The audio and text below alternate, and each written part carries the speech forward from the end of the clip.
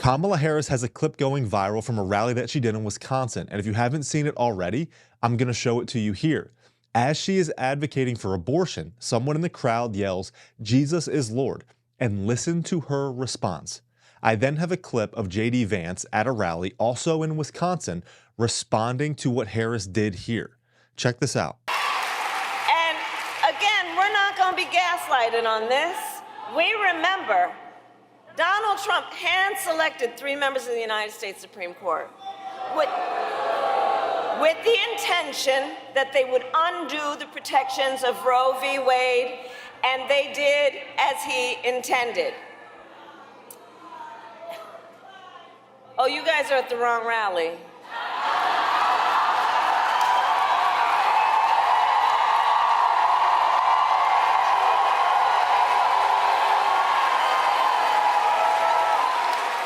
No, I think you meant to go to the smaller one down the street.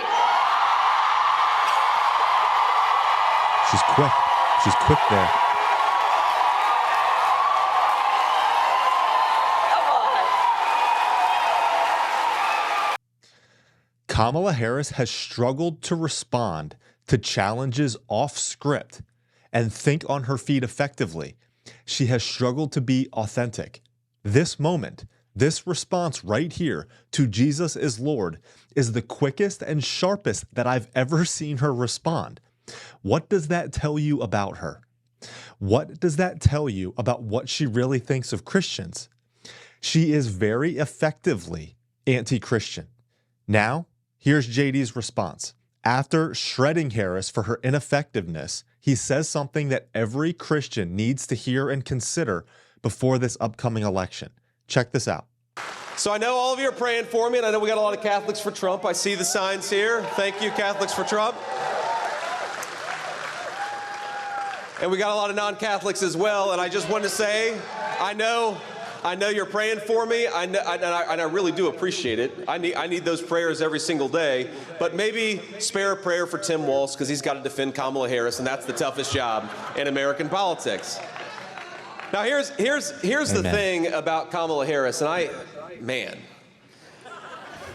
Remember 2 weeks ago, her campaign decided to tear up the script. They were trying to hide Kamala Harris in the basement, and then they decided they were going to give Kamala Harris a lot of softball interviews. And here's the problem, my friends. I know we got a lot of baseball fans in the room. That the problem with a softball interview is you've still got to be able to hit a softball. And every time Kamala Harris opens her mouth during one of these interviews, I think Donald Trump and I pick up about 100,000 new voters. So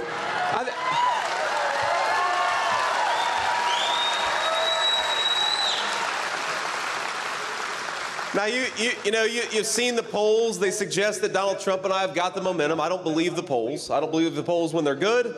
I don't believe the polls when they're bad. But what I do believe is in the wisdom of the people of Wisconsin. And I don't think they're going to give Kamala Harris a promotion.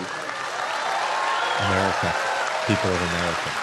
Now, I want to talk particularly to people of faith, because I know we've got a lot of Catholics here. And, I don't talk a whole lot about my faith because, sometimes you just talk about other things. You talk about public policy, but I'm certainly a very devout Christian. And I was actually baptized for the first time in 2019. I returned to my faith as a young man.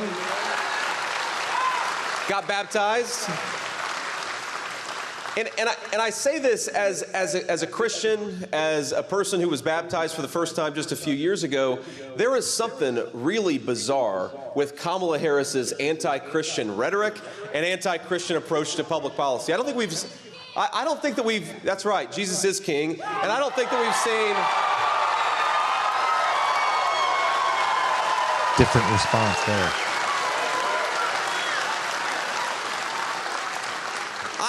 I don't think that we've seen anything like this in modern American politics. You saw this video that Gretchen Whitmer, we know Gretchen Whitmer is, she's the governor of Michigan. That's right, I agree.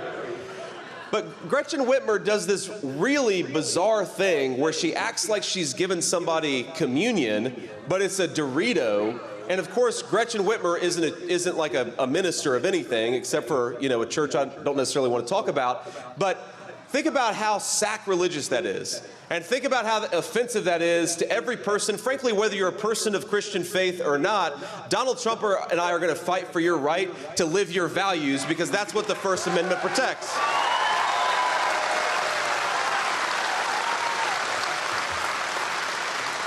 And I think whether you're a Christian, a Catholic, or any other faith or no faith at all, when you see an American leader, when you see a surrogate of Kamala Harris insulting people of the Christian faith, I think that we should say to every single one of those people, you're fired. We're not giving you any more power. We're going to respect Christians. We're going to respect all people of faith.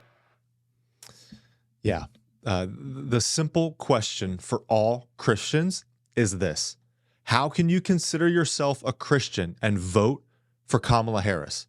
The current party of Democrats, and I'm not even going to call them the Democratic Party, because that is an extremely misleading term. It's the party of Democrats, is effectively and blatantly anti-Christian. They've completely turned their back on Christians in America.